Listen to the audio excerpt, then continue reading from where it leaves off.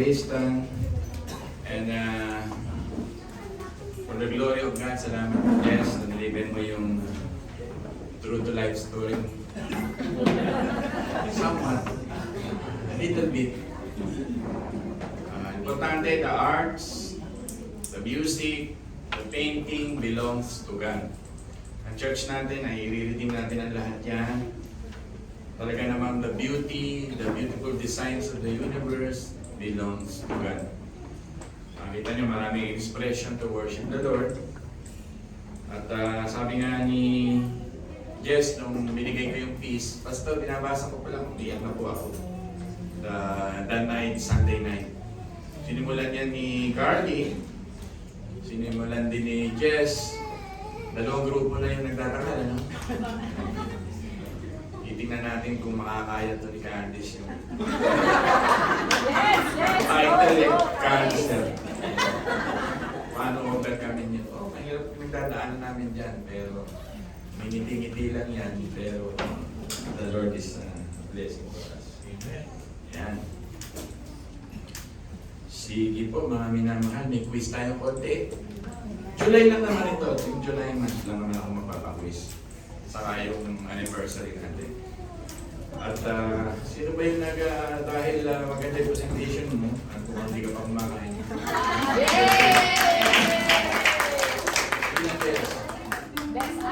Honorarium po yan sa'yo. Tandaan mo, nakangiti sa'yo, may joy, may joy.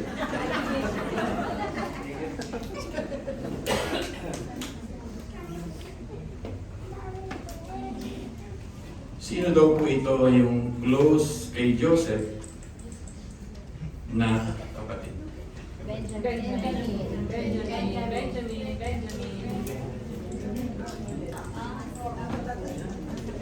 Nasa kamay. O yung hindi ba? Sorry. Closest to the heart of Joseph. We studied well. Kung babasahin sa Genesis 44, the reason why he offered himself as a substitute for Benjamin. Si Judah po. Si Judah po. Si Judah daw. Ano na to? Judah. Si Benjamin, gusto naman, pero po sa kanya si Judah. Alam niyo kung bakit? Si Judah galing dito ang ating Panginoon. Meron pa. Which man demonstrating the deepest possible fellowship with God before the flood? Noah. Taas ang kamay darating sa amin. Noah. Nakakadalawa ka na. Which man demonstrating the deepest possible according to the scholar, according to the Bible, fellowship with God before the flood. Tapos ka na. Which man demonstrating the deepest possible fellowship with God before the flow, before the flood, the flow of flood. Wala na? Before the flood. Hindi. Abraham. Ito sila. Wala, sirit. Sagot. Kaya group, talaga i-group ko yung quiz natin. Group kiss na ha? Nag-aaral. The answer. Ano yung sinabi ko sa inyo? Ito na. Before the flood. Genesis chapter 5 verse 24. Tingnan nyo. Ano yung matutunan tayo? Wala na nakasagot. Sige nga. Sige nga. Tama yung nasa isip ko si Ino. Yung nasa isip ko sabi na. Ano mo nasa puso ko? Ikaw nga. Di ba rin? Isa na lang.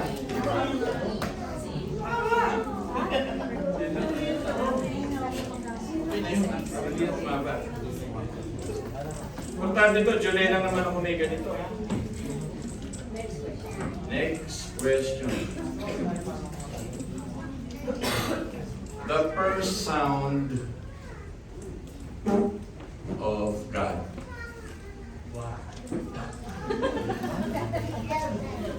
is by, first sound of God is by. First sound. The first sound of God.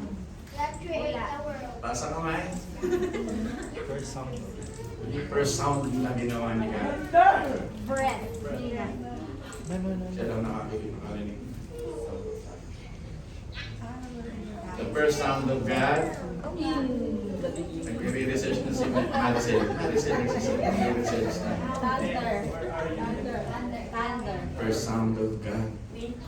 Bibigay ako sa inyo na narinig ng tao.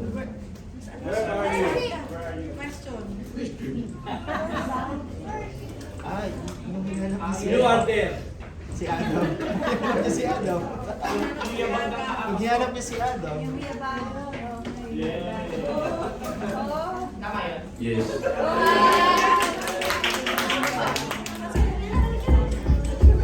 That's the first sound. Feet of God na narinig. Sa wakas, nakadali kami na. Punta, alam mo, nasa Genesis chapter 1 pa lang. Hindi nyo na nasasagot. Kayo. Ha? Dami pa burger. Maraming mag-burger. Last! July lang naman ito, July. Kasi ang July mo kasi, mahirap unawain yung mga pinanganak dyan eh. Sala daw sa init, sala sa lamig. Di mo alam kung mainit. Umuulam pa. Alam mo, may kasabihan ka na. Ha? Kaya yung mga birthday ng July ang nakakasagot kasi. Ay, Pastor, pero true friendship ang mga July. Wow. Kaya di mo alam kung pala, hindi ko mainit. O, hindi naman judgmental kayo. Diba? Ay, mag-away pa kayo. Dati, tayo ay mga, ito, inalis ko na sa ano, konting theology nito, paksa natin ito. Ano kayong verse o chapter lang? Dati kayo yung mga kaibigan ng Diyos. Ulit ngayon. Ay, dati kayo mga kaaway ng Diyos. Ulit ngayon. Kayo ay kanya kaibigan. Ay, basic verse. Anong verse? Chapter? Guys. Genesis. Dito sa pagkatang Romans. Romans 8. Romans 8?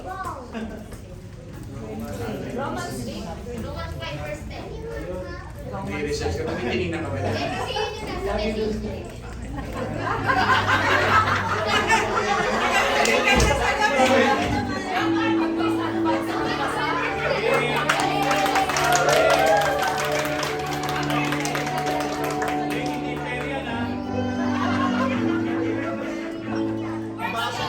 Nabasa na pala eh. Okay na, makikinig na tayo.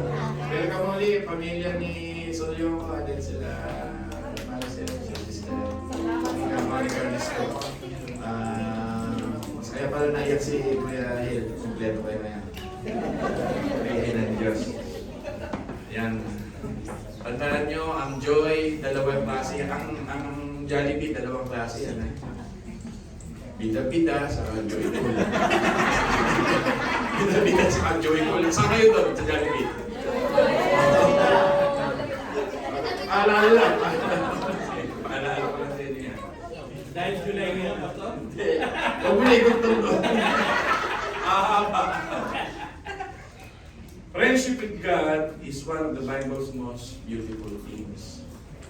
Tandaan niyo ang friendship.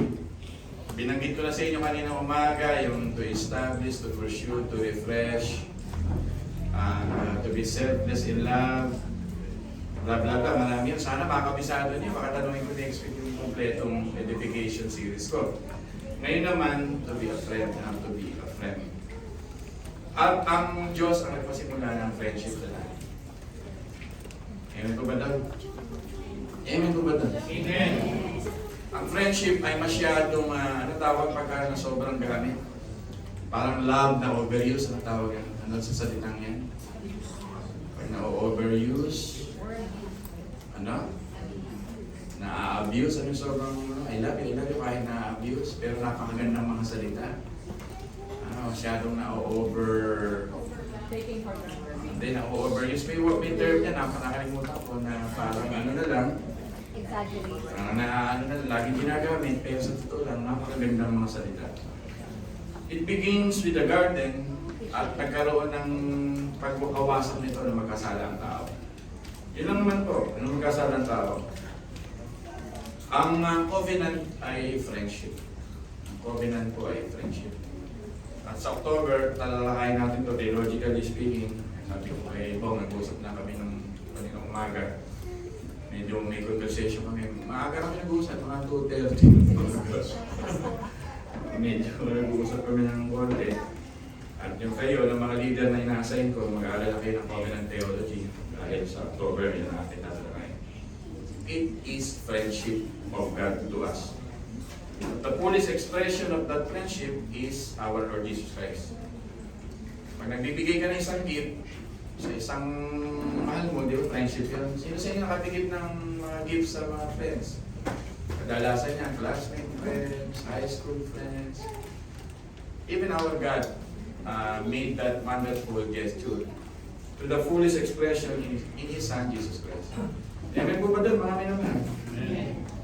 In Genesis 3:8, God walking in the garden. The first sound of God in the garden is characterized by friendship. It is so intimate, sabi nga, it is so complete. It is full of fellowship and intimacy. Kaya siya naglalakad eh. Imagine mo, nasa heaven of glory siya. Nag-create siya ng isang lugar na hindi naman ganun sabihin kong super laki.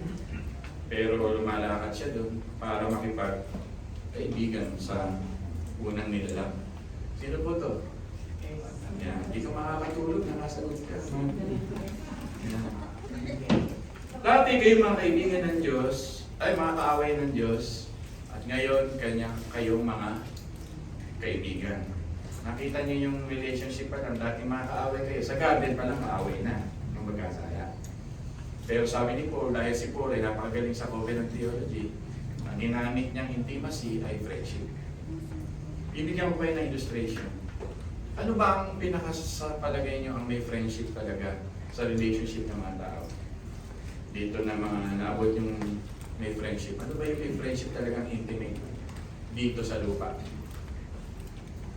Buos sa empleyado ba? Magka-classmate ba? Magka-best friend ba? Mag-asawa ba? Ano sa palagay niyo yung nagkakaroon ng mga best friend dito sa lupa? Di ba kadalasan ay ang husband and wife? Pero even husband and wife, if it is sexual chemistry only, if it is companionship only, kahit husband and wife, pwedeng hindi kayo maging, tama po ba ako? Pwede kayo hindi maging friend.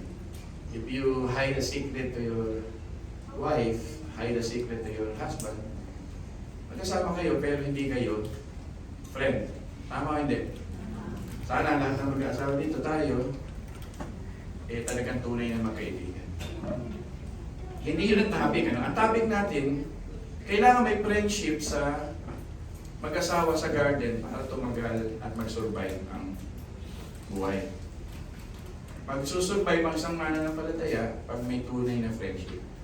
Ang illustration ko lang, even husband and wife, kung social and sexual chemistry lang at walang true friendship, mahihirap mag-survive. Yan ang ibig lang sabihin dito. Illustration, bibigyan ko kayo. So, ito yung question ni Deacon Hill. Sa kabila na sila magkasala, where are you? Imagine mo yung nagawan mo na ng kasalanan yung Diyos na nasa atin. He is a friend who is pursuing. Kung pa lang sa Bible ang Diyos na naghahanap, hindi tayo The doctrine of the one who is choosing and looking for sa mga nagkasala. Tayo po mga makasalanan o Diyos. Sino yung humahanap sa sitwasyon ng conundrum? Ano yung sinabi ko sa inyo sa tracks ko? Conundrum. Pastor, ano ba ibig sabihin ng conundrum? Baka malito kayo ba? Paliwanag ko ng konti. Ang conundrum ay nasa tabi ka ng isang banal na ng Diyos tapos nagkasala ka. Problema yun eh. Maharap mo yung banal na ng Diyos at nagkasala ka, conundrum ang tawag doon. Kaya pagka kayo nag-track distribution, paliwanag nyo. Kasi naglagay ako ng medyo isang difficult na word para pag may nagtanong sa inyo, pag sinishare nyo, meron kayo opportunity to share. Yun yung conundrum.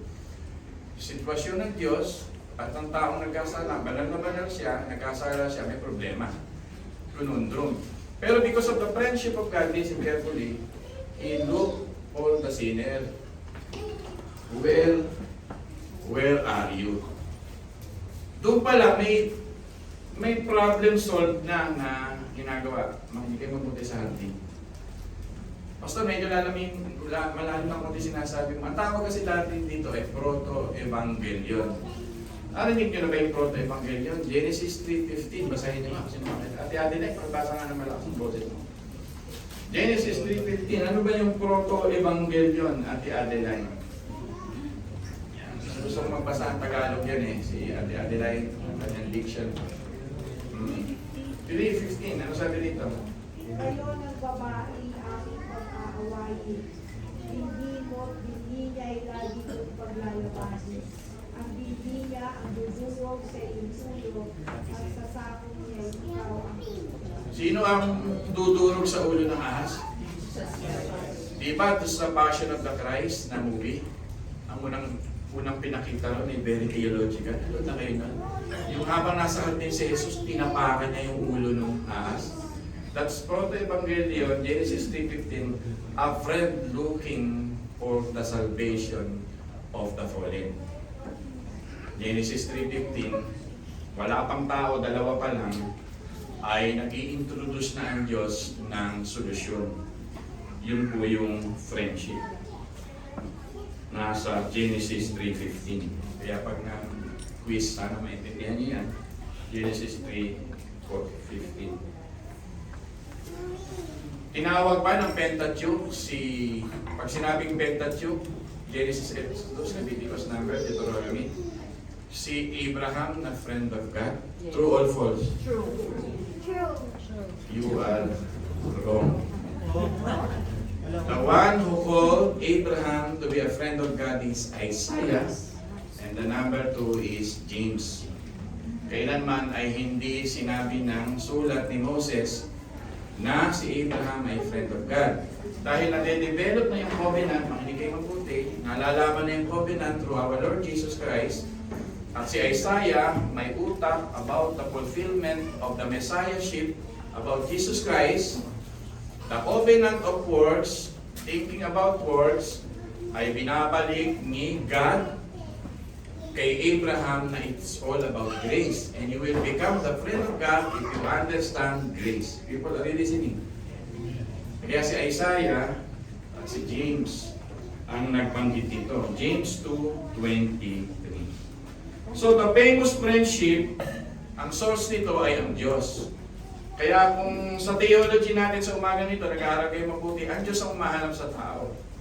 Ang Romano Katoliko, gagamitin na nating ilustrasyon, kailangan pumunta sa Quiapo, kailangan pumunta sa Baclaran para hanapin ang Diyos.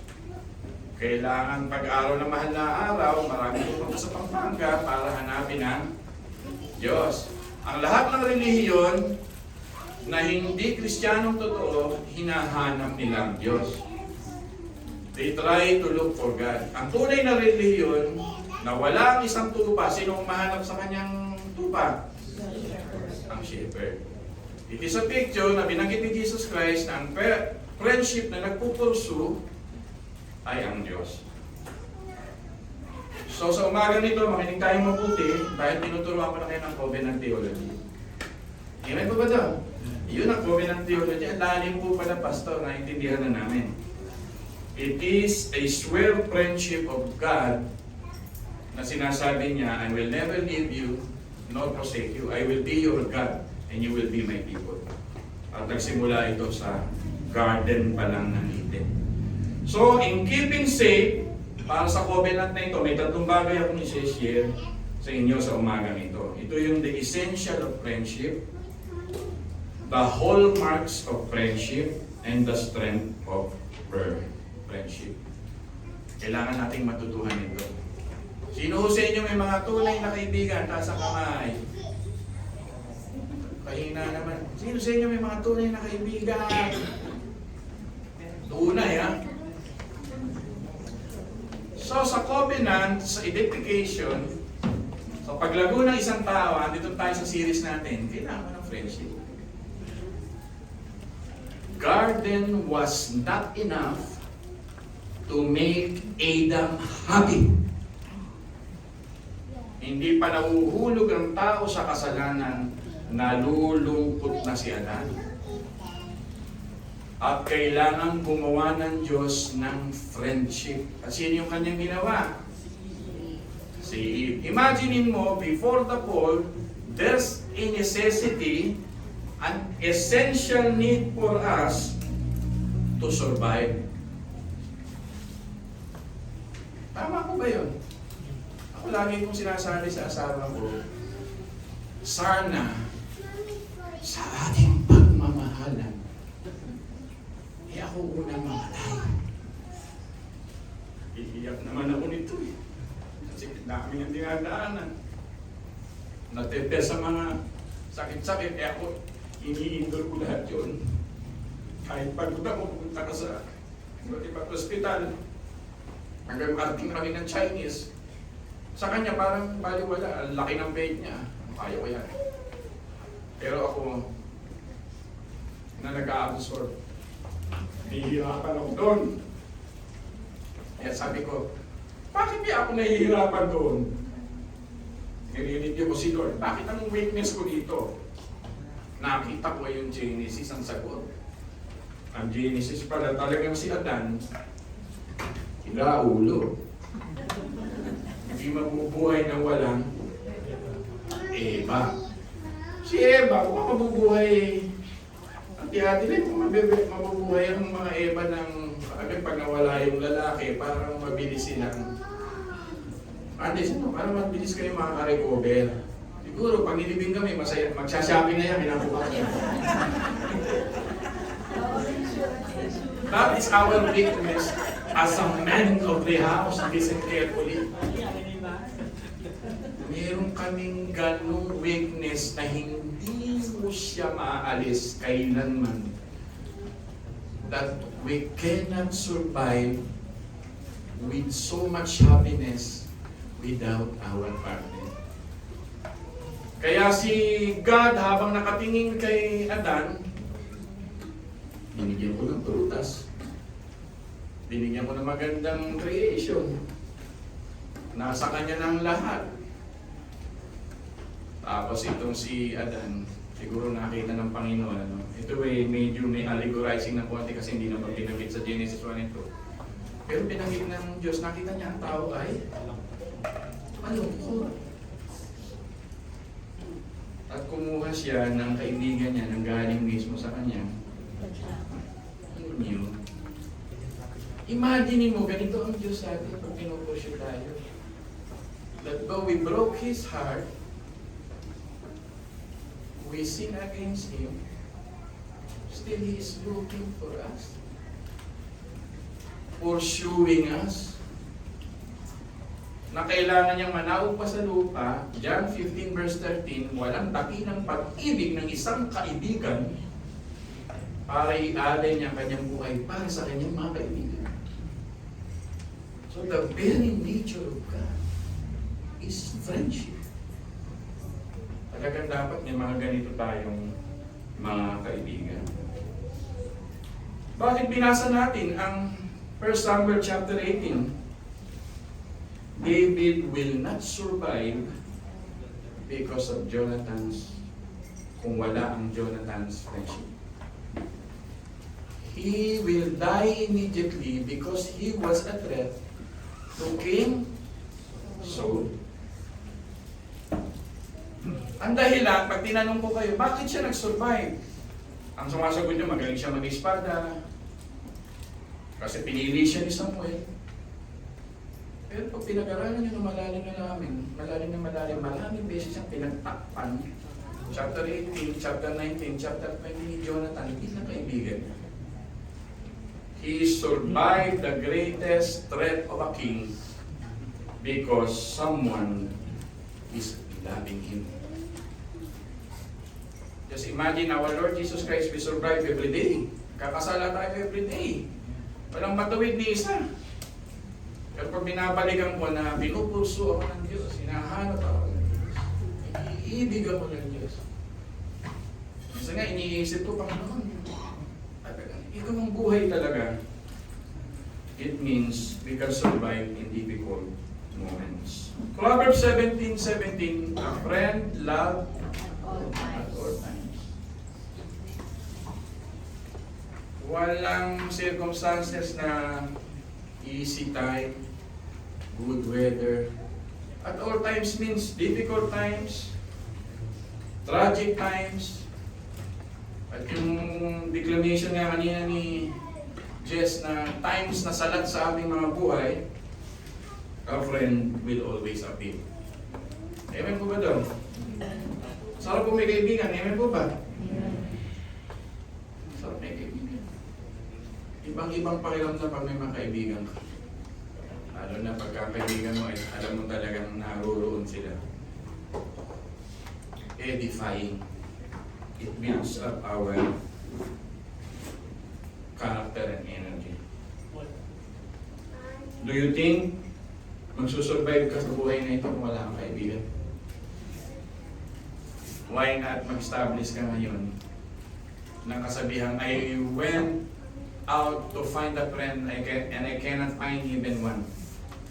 But I went out to be a friend and friends were everywhere.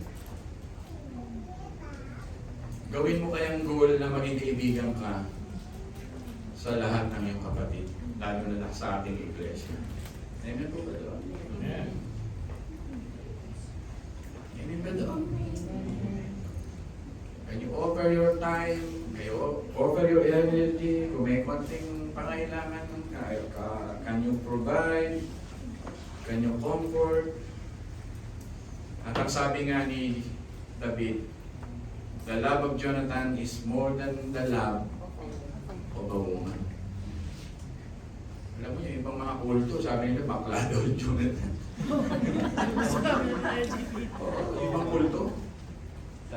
But it foreshadows na kahit tulugan nila ang Panginoong Jesus, sinagi pa rin sila ng Panginoong Jesus.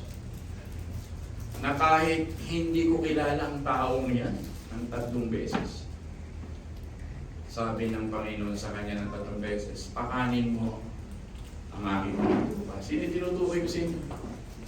Si Peter. Iniwan ng Panginoon sa panahon nang siya ay nasa pagdadalamhati sa cross. Pero ang tanong ko sa inyo, iniwan ba niya ang kanyang mga kaibigan? May nakita kami sa Bible na nang iwan si Jesus Christ. And that is the picture of Christ in the life of Jonathan. Just imagine the royal kingdom of King Saul ay naghihintay sa kanya. Pero mas nakita niya na ito ang nilangisan ng Diyos, pinili ng Diyos. At hindi nag-ambisyon si Jonathan na agawin man lang kailanman kay David yung trono niya. Para sa kanya, gusto niya friendship kesa sa kapangyarihan.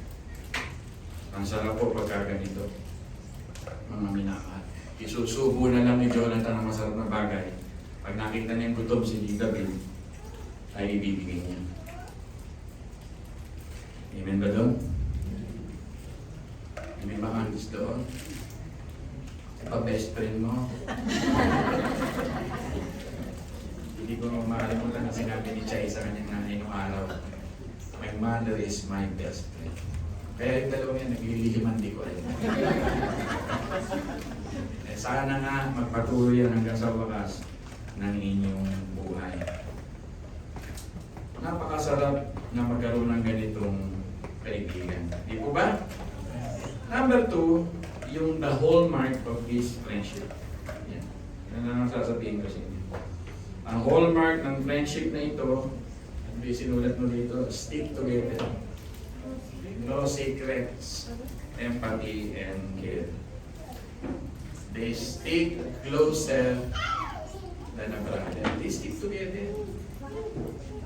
Ako may mga kaibigan, kahit tuyo lang ang kainin namin, kahit nasa gilid lang kami ng kasala, kumakain kami ng mga... Diba, nagmumotor kami, mga kaibigan kami ganyan. At kumain na kami ng tabi-tabing pagkain. Ang mahalaga lang ay magkasama kayo at tabi, stick together. Diba, sarap isipin, ganun. Stock on you. Diba? Stock on you. Isang paborito kong awit ni Kenny Roger. Yo, nakikinig. Lionel Richie. Kala mo, di kayo na, kaya ko, di kayo updated. Ikaw ba yung kaibigan na tatatlo na lang kayo, nag-left the group ka pa? Meron lang OOP. Dalawa na lang kayo mag-asawa eh. Meron lang OOP. Inansin mo pa yung asawa mo. Bata pa rin. Diba? I-mute mo na kita. 30 days. What a friend. Sasabihin mo, let's stick together. Pero good times lang pala. Pero pag bad times na,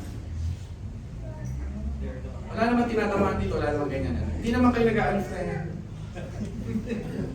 Hindi naman kayo nagpa-block. Magdamag lang. Yan. Saka nag-unfollow. It means constancy.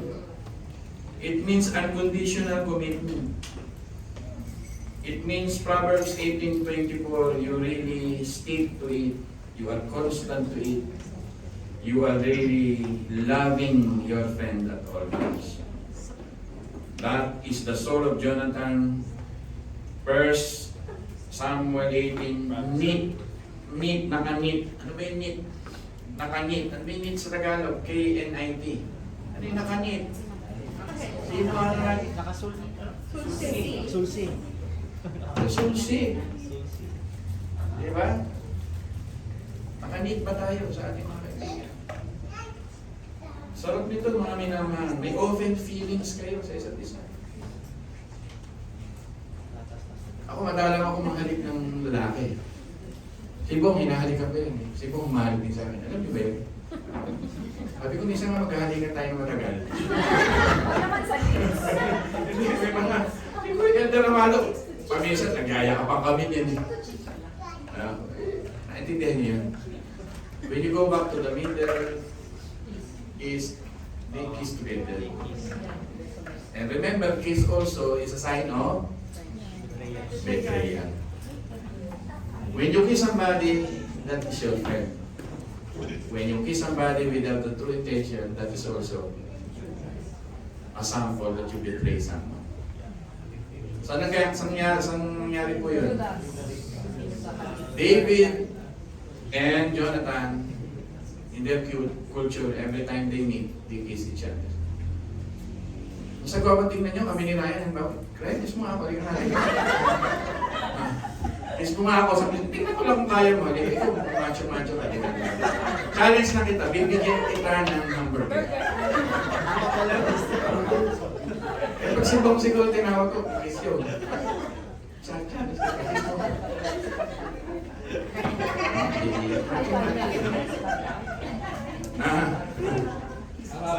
Wala sa computer. That's the culture of Yeah. the time of our Lord Jesus Christ. At maganda sa church to. Kuya Mano, minsan sa function to. Ma'am, hindi pag dumarating kayo dito, wala man ng hallmark na tinatawag na you are sticking together. Parang hindi magkakapatid pagka tayo ay makakahiwalay. Tama? Kaya kayo, pagka newly, kain kayo ng ano. Ikoy ba? Stick together. The soul of Jonathan may open feelings sa kanyang weaknesses and emotion. A man who weeps, not only kiss, in the front of David.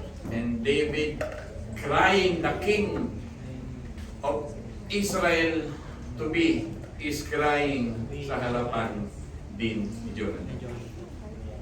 Sarap pag ano kaibigan ng ganito. Ina-imagining ko, niyaya ko po di ko. Minsan umiiyak ka. At meron kang natinig ka o sumakit ang dalawa mo. Kasi yun ang closeness natin mga magkakapatid. Yung kasi mag-develop ng church, listen ha, yung mga churches na very formal, they meet together, mga nakabarong, naka-Amerikano, but they doesn't know each other. Formality sake, spiritual sake, righteousness sake. Klaseng church yun. Kung walang edification. Tama po ba? Masarap yung church eh. We value grace, we value love, we value compassion. Hindi ko yung church na gano'n. Formal lang formal kayo, nakabalong kayo, pero nag-aaway kayo dahil sa minuto. Klaseng church yun. Nag-aaway dahil sa kulay ng kortina. Basta bakit mo sinasabi? Experience ko po. Mag-i-increase lang ng 1,000 sa pastor eh. Ipatatawa ng buong kongregasyon. Wala namang hinihingi yung pastor ng increase. Hindi dito yung sa ibang church yun. Ang experience namin ni Candice yun. Sabi ko, what a church. Hindi naman namin hiningi. Magtatalo-talo pa sila. Sabi ko, hindi ganun. Walang friendship ka mandadama pa ganun. Very parang formal na akala mong banal. Banal na aso lang pala. Ang santong babae. Kaya tayo, may informalities tayo ng konti, but very deep at konti tayo in our relationship with each other. Yan dapat natin tandaan. Through thick and thin of life. Amen? Ano yung pangalawa binanggit ko? No secrets. Medyo mahirap ito. Mag-asawa, si-secrets tayo. Finances natin, pwede tayo mag-secrets. Mga pera-pera. Sabi ni Candy sa akin, so ulit, balik mo ha. Eh, medyo may lahi sila ng Alzheimer's. Isa nakakalimutan ko rin. Napupunta sa akin, Alzheimer's, hindi ko napabalik ito. Minsan kaya. Naratawa kayo, ibig lang sabihin ito, try na maging transparent ka na sa mga panahon ito. Sa iyong kaibigan, sa iyong asawa, sa iyong mga anak. Huwag mo silang pagdinihan. At deeper level sa church na natin. Tayo maglinig. Kasi pangit po yun. It will destroy us. People are listening. Usap po kayo. Tandaan nyo, true friendship is not speaking only. It is demonstrating. Kaya kung hindi mo gagawin, wala kang gagawin, wala kang pagkilos na gagawin, nakakapagyan mo lang salita ng Diyos, tumagos lang sa kapila. Yan po yun. Mga amin. Malapit na tayo. Empathy and care. Self-explanatory explanation. Sisipatin si David na nabasa niyo. Tinatago siya ni Jonathan. Tayo mga harap. Sinuklian ni David si Jonathan ang mamatay si Jonathan. Alam niyo, because of friendship namatay din si Jonathan. The reason he died is because of his friendship to David. That's the major reason. Kasi sa kaka-protect niya kay David, nalagay sa panganib ang buhay niya, namatay siya. Ang tawag dito is sacrificial friendship of Jonathan. He is loyal to his father and loyal to his friend. At hindi niya pwedeng itapon yun, na itapon niya yung tatay niya si Saul, at hindi na niya itapon niya si David. Kaya siya yung namatay. Kung lagi listening. Kung loyal lang siya kay David, natakasan nila si Saul, pinatay nila si Saul. Kaya siya ang namatay, dahil loyal din siya kay Saul, tatay niya, at loyal din siya kay David. So, imbis na may mamatay sa kanilang dalawa, siya na lang ang nag-sacrifice ng kamatayan. And that's the true story of the sacrificial friendship of Jonathan. Jesus Christ, we are only saved by His sacrificial friendship. He became vulnerable. He opened His arm. Vulnerability na hindi niya maalis doon sa pako. Iyon ang friendship eh. Vulnerability. Kumanin niya po kayo. Sa kaibigan, yan po yung vulnerability. Pagkakaibigan, yung nakaganon ka, hindi yung friendship. Sarap sana kung kausap po kayo, vulnerability ako, may weaknesses din akong pastor, may share ko sa inyo yung mga deep level ng buhay na dinadaanan ko, struggles ko. Sarap sana kung nasa point na kayo ng ganon. Sarap sana kung may mga kaibigan kayong ganon, to the point na yung dulong-dulo ng buhay ninyo, ay nasasabi ninyo, ay mabibigat. Just true friendship. Kaya sabi ko nga sa inyo, yung vulnerability ng isang tao, ng kanilang mga weaknesses at masasabi sa inyo in front of you, and that is a sign of friendship. Kasi ang tunay na kaibigan, sasabihin nyo. Pag hindi ka tunay, hindi mo sasabihin. Kaya salamat sa inyo na naiintindihan ang ibig sabihin. Mga minamahal, the last point, ano yung sinasabi sa atin sa friendship? Ito na tayo. The strength, the hallmark, the strength of friendship, napakita na pala. The sacrificial and vulnerability. And mag-i-end na lang ako sa ating Lord Jesus Christ. Wala nang tatamis what a friend we have in Jesus. Kung pakiramdam mo ngayon, umaga parang kang walang kaibigan, hindi po yung totoo. Pakiramdam mo ba ngayon parang wala kang kaibigan, hindi po yung totoo kasi nungalingan diablo. Christ is offering His friendship to you unconditionally. Christ is willing to commit His life to you. Christ is willing to give His life to you, people listen. Christ will always be here with us to really offer everything about Him for you. Eh, Pastor, paano ko namin magagaya ang Panginoon? Eh, yun na nga po. Yan yung goal natin, to be like Jesus, to be like His friendship. Bago ka man lang bawian ang buhay na ito, sa harapan ng iyong mataol, ay hindi lamang mga mahal mo sa buhay ang umiiyak, kundi may kaibigan ka doon ng mga 3, 4, 5. Kung may mga crying ladies, crying men ang umiiyak. Pagka ikaw ay nasa taol. Di ba sarap tingnan nun? Baka ayaw niyo pang mamatay. Kesa nasa taol, habang nakaburol ka, sabi ng mga tao, ay, salamat ba kayo siya? O, diba? Pero yung nawala ka, everything, pag na-lost, na wala ka na sa mundo, sabi nila, we consider it a big loss for us na nawala na si... Amen ba da? I really love Jonathan. Siguro, kung magkakaanak kami ni Candice, papangalan ko. Hindi na. Pero Jonathan ba may pangalan dito? Second name? Sir. Ha? Jonathan ba? Ko-partner ka ba? Very nice name, ha? That's a very nice name. David and Jonathan. Sige po, tayo lahat tayo tuloy. May natutuhan mo kayo? Pag-pray mo sa Diyos na sa mixing buhay na ito, makapag-offer ka ng true friendship. No matter what. Be willing to offer that true friendship. Raya, may utang ka pa, di ka magbigay sa akin. Hinahamon kita, Raya. Ay, si Kuya Amado, patay ko na yan. Kaibigan. Hanggang dulo ng sila, likod, sila, pasimula na ng ating mga buhay-buhay. Nalangin tayo sandali. Sino ba yung closing player natin na kasi? Ay, ko pa niya. Ryan, may I call you to close us in prayer. This is your moment to kiss me. Joke lang, pare ko. This is all to pray for. Una niya sa langit, maraming pong salamat sa iyong salita na aming narinig din pong umaga nito. Maraming salamat, nawa, sa mga narinig namin, tunay nga na ang inyong anak na si Jesu Cristo ang tanging namin kaibigan niya.